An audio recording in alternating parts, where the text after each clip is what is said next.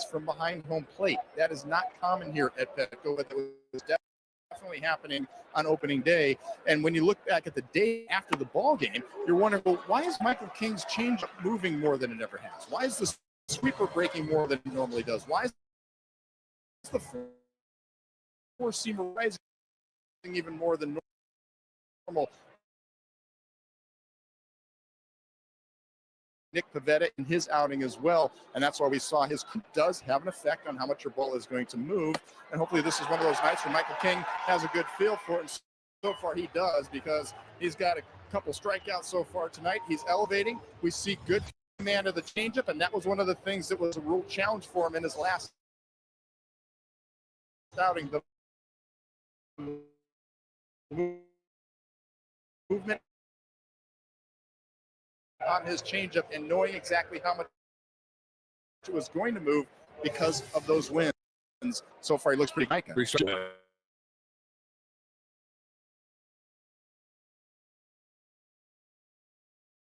Than it does now with the swirling wind inside ballpark because of all that stuff out there now. Yeah, the buildings, as Scan did a great job of explaining it. Yeah, like Don mentioned, all those buildings, there was nothing there. To the left, there was maybe that hotel down the left field line, but it did play differently. I remember talking to players during exhibition season. I think it was the Mariners who came here. They loved hitting here because they said that the ball would jump out of this place. But I tell you what, I really like that arrow graphic with the higher you go, the way the wind is different. I think that's a tremendous way of letting the fans know what exactly the higher the ball is hit, the more it's going to do. Well, it's not just the fans, guys, it's the players as well, because on that day, the opening day, they saw the action early on because of the date of what was going on with Michael King's pitches. So they asked Jake Cronenworth, hey, Jake, what are you feeling out there at second base? And he said, it's swirling. There will be certain times where I feel it in my face, and then 2 seconds later, I feel it on the back of my head. So it's something that they have to constantly keep an eye on. Talking to Brandon Lockridge before the game as well, guys, he says almost every pitch he's going down and he's throwing some grass up in the air. We can see him doing it right now. He just threw some up there to try to keep track of which way the wind is blowing because it's shifting from pitch to pitch almost. I'll tell you what, Scan, right now where we are, we're on the 5th floor behind home plate. It's coming into my face right now. I feel it. And there's a lot of face. There's a lot of face. I lead the league in face. Swing and a miss for the 25th year in a row. That's 4 strikeouts in a row for Michael King, 2 down. This one comes on the two-seamer. Watch the action out of the hand. It brings it back. Hey, he offers at it. It's up in the zone, ties him up. And Bo Naylor goes down swinging. Well, some great two-seam action on that pitch right there. And that's something Ruben Niebla commented on also before this game, guys. With a left-handed dominant lineup that the Guardians have put up against Michael King tonight, that two-seamer, especially inside, is going to be super important to try to set up the changeup when we've seen him getting a couple of strikeouts on that two-seamer so far tonight. So far, so good. Hey, Scan, you mentioned the wind blowing into the face of Michael King. That's a Matt Waldron type night. Those are the kind of nights like a knuckleball pitcher likes to be out on that hill to help that knuckleball. You are 100% correct. And I remember pitching with a couple of knuckleballers over the course of my career, and there's another perfectly located two-seamer on the outside corner.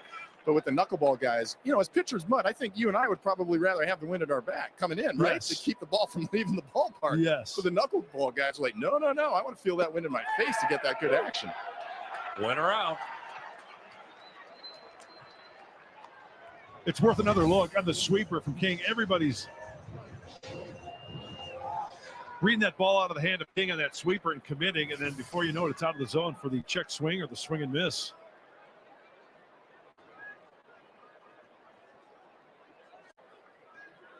Two to Arias. Taps it foul.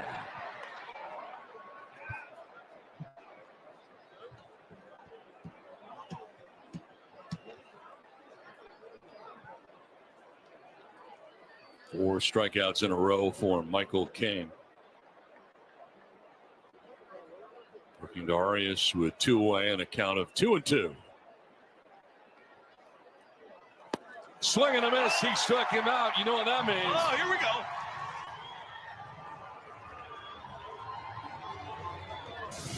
go. Nolan Jones. Say it, Donnie. Bo Naylor. Say it.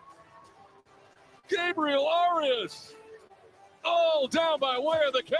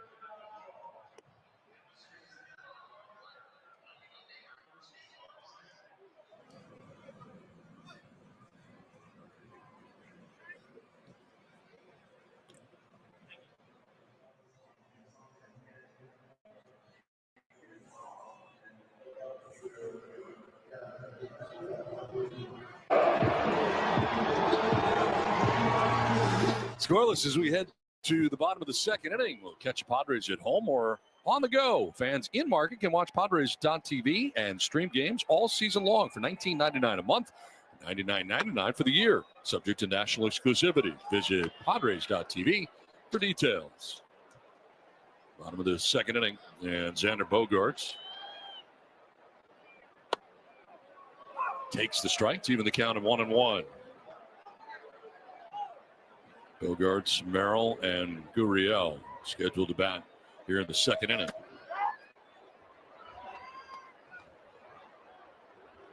Allen just flipping it up there, trying to hit the corners, spinning a few here and there. That last fastball, 90. Oh, got a call there. Now you got to really protect, especially after a pitch like that off the plate with 2 strikes. He protects, sends it up the middle, off the glove of Arias into right field, and Bogaerts is aboard. So glad that Xander gets this result, the base knock, because the pitch prior was off the plate. As I mentioned, with 2 straight, you got to protect. Look at how far off. He doesn't really get a good gauge, whether it's maybe a baseball and a half. That looked like it was a good 3 baseballs. But judging by the prior pitch off the plate, called a strike, believe you me, you got to at least get a whack at it, and that he does for the base knock. So leadoff base hit here for Bogaerts. Out Jackson Merrill fouls it off to the left out of play. 4-12 start to his season, after hitting .292 in his rookie campaign.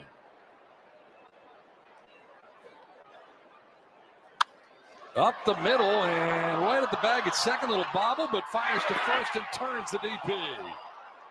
Ryan Rocchio, the shortstop, coming over the bag to make that play. Second double play in the last 2 innings.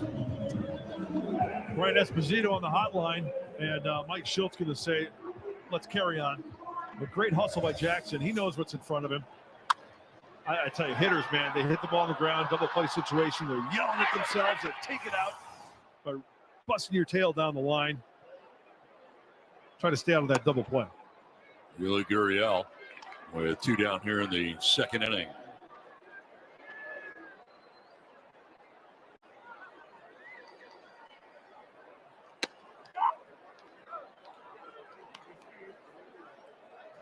So Allen has got 2 double plays behind him.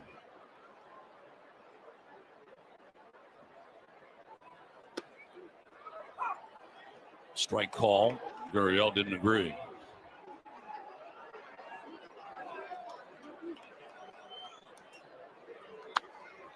There's a pop-up back at first, and Carlos Santana will make the catch that ends the second inning. We come back to Petco Park. Oh, yeah. Joe Musgrove in the booth. We come back.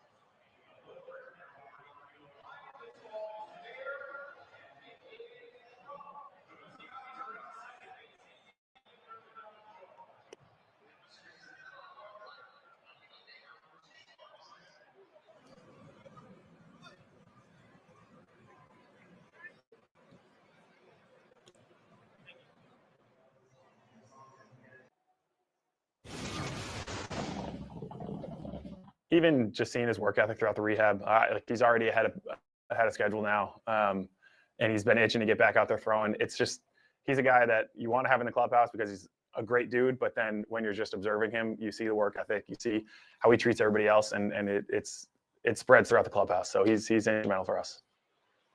Well, he's instrumental for us as well, and it is great to have with us Joe Musgrove in the booth. This is a first for me. I don't ever remember having a player in uniform in the booth.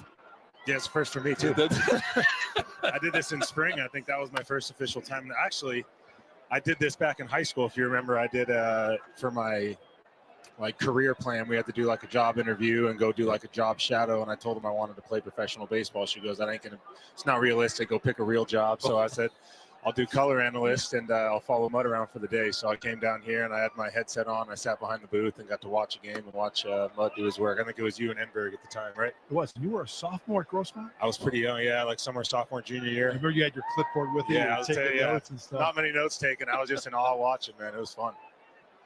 Well, Michael King, certainly some great things to say about you. He's not alone. You hear that from just about anybody in that clubhouse. Yeah. Where are you right now as far as rehabbing going? I'm in a really good spot, man. I've been very cautious and very patient in the first 6 months of this thing, which is kind of what I was told from the guys that have been through it before and, following instructions from my doctor, which is Keith Meister out of Texas.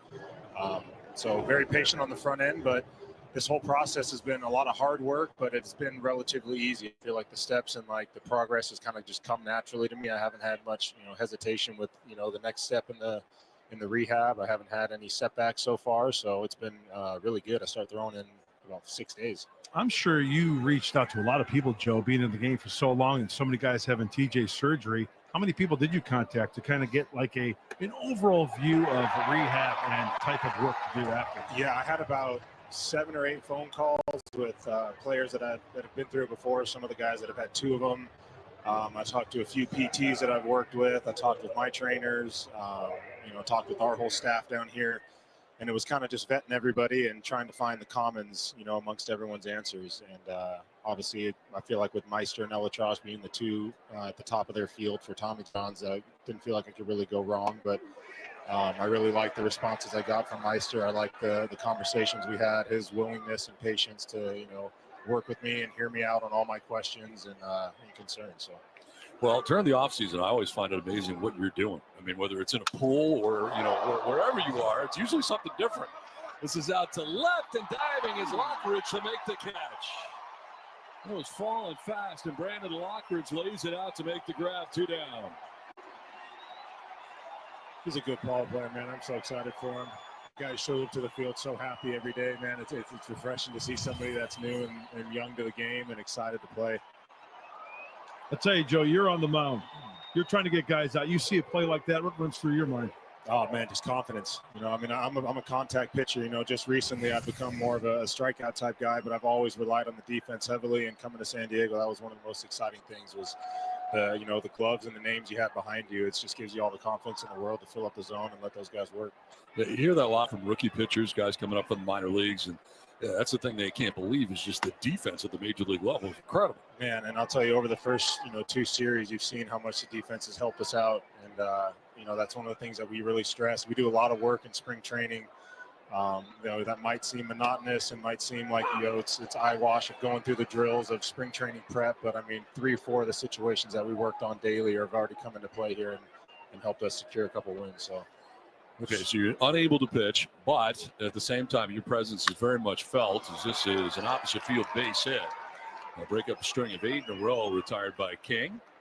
But you still got Camp 44 going on. You still, you get guys you're tutoring really and taking under your wing. I mean, that's still going on, very much so. Yeah, definitely. That was something that Ruben and Schilt both stressed to me is like, this is going to be a tough year to get through. And, if you remove yourself from the group and you remove yourself from the game of baseball, it makes it, much harder to get back into it.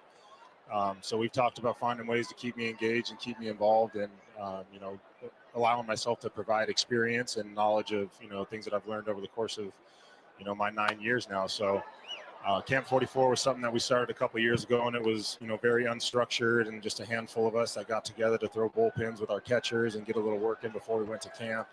And over the last 3 years, it's grown into an organization-wide camp where we're bringing in some prospects, some young guys. We're bringing in a lot of the new trade pieces that we get, and it gives us a week to get together as a group, and for some of these new guys to just simply make introductions and meet some of the staff, meet some of the players, kind of get a look at what's important to us and what we look for here, and how we like to go about things. It gets them a chance to throw a couple bullpens in front of Ruben and get the catchers back there for a few pins, and ultimately we hit spring training with what am I trying to say? Hit the ground running in spring training, and there's not that week of awkwardness of trying to make adjustments and meet people and find your way. So Ramirez gets hit here, and we'll head down to first base. All of a sudden, Guardians have runners at first and second. We talked about a lot of the acquisitions the Padres picked up during the offseason, but really a couple of the biggest ones were to Mike Schultz's staff. I mean, guys that were kind of free agents, and you're looking at Victor Rodriguez, and certainly in your case, and the pitching staff. How important is this guy re-signing here with San Diego? Yeah, man, Ruben's been great for all of us, and I think I've seen it over the years. Guys that come in are new and don't know what to think of Ruben. You see how fast guys gravitate towards him and how fast they buy into what he has to say. He's got a ton of experience on the delivery side and the analytical side, but he's just a real dude, man. He connects with his players. He finds a way to to get the most out of his guys, and that's all you're looking for, is someone that's going to push you, and someone that's that knows what they're talking about. And Ruben kind of has all that going. When you're going well, when you're throwing the ball well, Joe, is Ruben one of those types of guys who just leaves you alone? And that's a sign of a good pitching coach, I think. Yeah. Ruben, I think me and Ruben are on a really good page. I think we communicate a lot, and I over-communicate at times about how I'm feeling and how not feeling, and good reps what I felt, bad reps what I felt.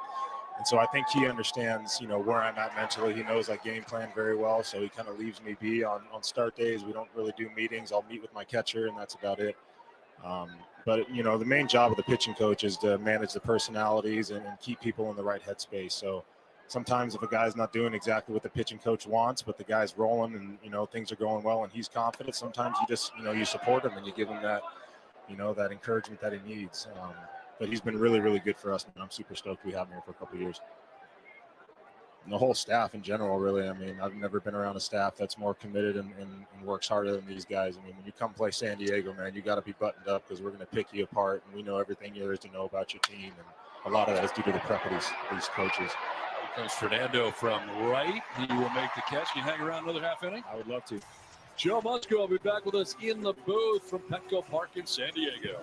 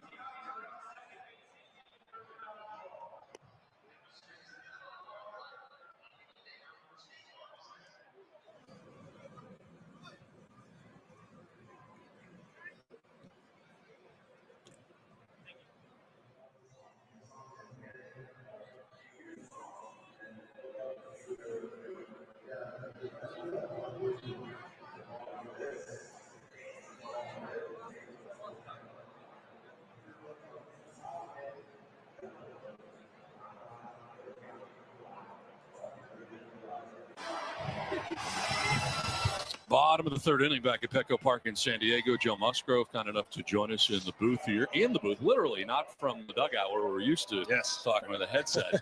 After Snellzilla's out of town, now we have you, and we have Michael King. Snell's hogging the mic all the time. Well, you just took that whole thing over. Now you're in the big chair. You're in the booth. That's right. It is a hell of a spot to watch the game, too. Joe, this is an old question, and you've been asked it many, many times. But as you sit here in this booth, in this ballpark, wearing this uniform, even your story is an amazing story. Question is, do you still have to pinch yourself every day? What you're experiencing? Just the odds of it, man. I mean, you know, to get to the big leagues is hard enough in itself, and then to have the opportunity not only to like select San Diego, but to be traded back here, you know, something that was out of my control. And when that year happened, I watched them pick up Darvish and Snell a week. Look at that photo. I watched them pick up Darvish and Snell like a week before they got me, and I'm thinking, oh man, they got their pitchers they were looking for. Like, you know, that opportunity's out the window. And then sure enough, a week later it happened. So yeah, I've had to come to grips with it fast, but I mean, that's part of it. Is there's a lot of anxiety and a lot of stress coming back to your hometown playing, and you know, definitely a lot of fear. But you know, you got to get over that fast and get back to focusing on the game. I still can't believe it. I don't know if you can, but the first no-hitter in the franchise, I mean, it's you? Yeah, man. And that game, that was my second start of the year. So, I mean, that was the last thing I was thinking going into that start. You know, I'm thinking I'd love to get 7 innings here. I've gotten 6 and 80 pitches before. I thought the pitch count was going to be my, you know, biggest enemy in that game as we were starting to go along, and I managed to be efficient enough and get through it. But yeah, man, what an incredible experience. What have you learned all your years? I mean, you know, pitching at this level, you seem to be the guy, and Michael King even said it. You're great to be around. People gravitate to you. You're always working hard. You're always learning. That's a fair ball down the left field line. Headed over is Quan. Headed for third is Iglesias. Lockridge into second with a double. Second and third, nobody out.